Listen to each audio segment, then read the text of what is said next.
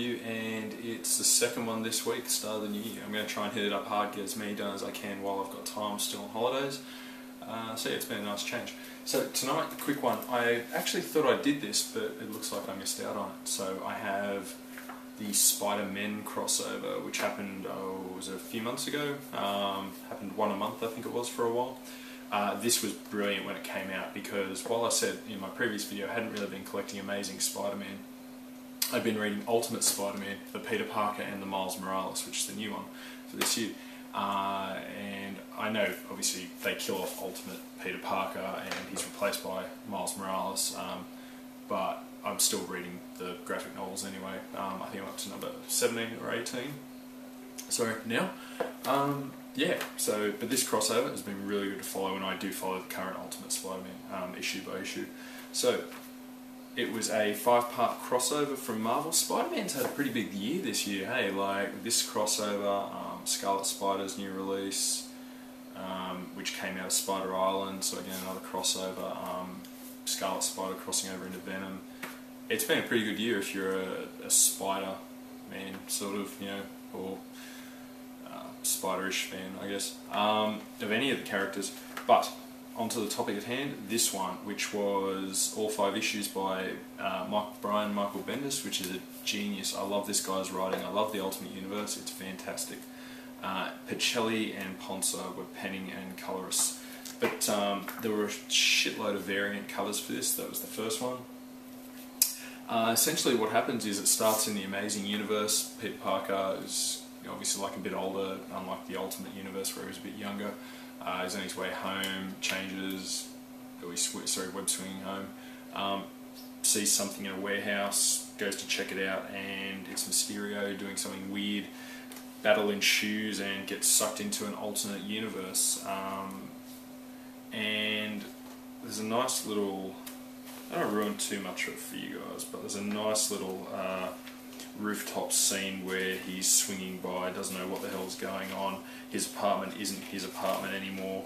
Stops a mugger. Someone says it's bad taste that he's wearing that costume, and then he comes, hopefully you guys can see that, head to head with the new Ultimate Spider-Man, Miles Morales, and they're like, no way. So yeah, Mysterio's the main bad guy, I guess you could say, in this. There's another cover there. Keep in mind, I only bought the one-offs. I didn't get any of the variants. I don't really collect variant covers. Next issue, they have a battle because Peter Parker thinks he's been set up by Mysterio.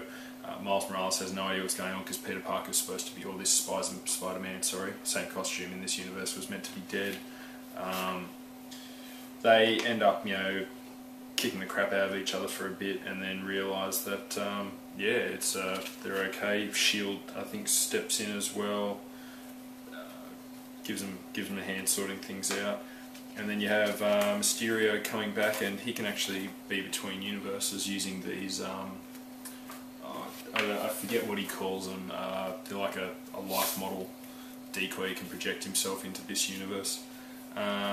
Next issue, I thought they were fighting off the Sinister Six here or something, but it's actually when they go after Mysterio, realising what's happened to him. They meet up with the Ultimates in this universe. You don't have the Avengers, you have the Ultimates. And fight off Venom, the Hulk. Who else was there? There's Mysterio, obviously. Heaps of characters. It was pretty cool to see the new Ultimate Spider-Man taking on all of these old Spider-Man foes of Green Goblin. Yeah, that was a pretty issue as well. Sorry, just flying through here. 4 out of 5. This worried me when I first picked this one up. I was a little scared, thinking that, God, no, we're going to lose the new Ultimate Spider-Man now. Peter Parker heads home, obviously thinking like, I've got to go and see the family here because obviously I died in this universe. And he hangs out with a young Gwen Stacy and Aunt May, as well as Miles Morales goes over there as well and sort of says, I've been doing the whole Spider-Man thing. So the kids kind of hang out upstairs. But it's really cool because Miles actually gets the web shooters from Aunt May.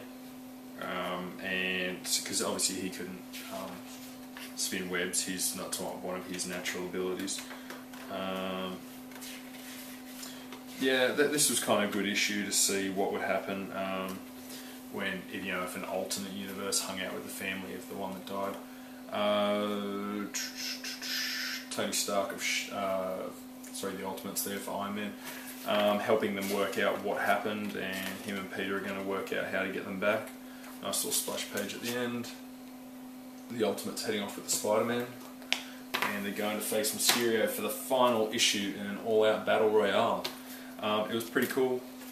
Mysterio obviously thinking like he can kill both Spider-Man at the one time and be rid of them, or leave them trapped in that universe so they're not in his. Miles Morales has to kind of step up a bit, and he does a really good job, and Peter sort of approves of it and says, you know, like, oh, this is, you know, you did a good job. I think that the Peter of this universe would agree that it's right for you to do it, which was really cool to see, because you don't get this sort of stuff, and I think it all goes back to when Stan Lee, I think they were saying, people say he's the first person to try and humanise the superhero character, and this is a very human thing, you know. If you took over for someone who died, you'd want to know that they thought it was right and that you were doing a good job, you know, using their name, carrying on their work. So this is really cool. Oh, there's one more bit just at the end on that page I was just showing you, where he's kind of saying, like, the most important thing I can tell you about Spider-Man is, and he gets sucked back into his universe. That's kind of gay. I guess I really wanted to see the what happened. And Peter Parker goes back to his own universe, everything's put right, and he Googles Miles Morales, and that's it. That's all we get at the end of the crossover. He's like, oh my god. That's it, that's all we get.